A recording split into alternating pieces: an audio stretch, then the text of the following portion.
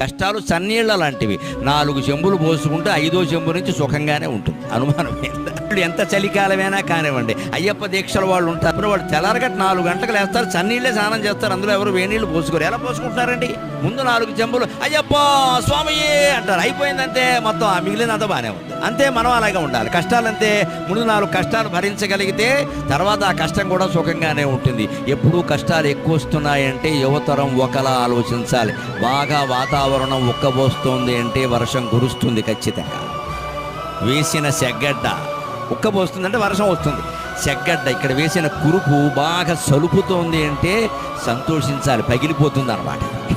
బాగా ఉక్కబోస్తుంది అంటే వర్షం వస్తుంది. అంతేకాదు, వేడి నీళ్ళ కోసం అంటించిన కట్టెల పొయ్యి నుంచి బాగా పొగ వస్తుంది అంటే వెంటనే జ్వాల వస్తుంది ఖచ్చితంగా.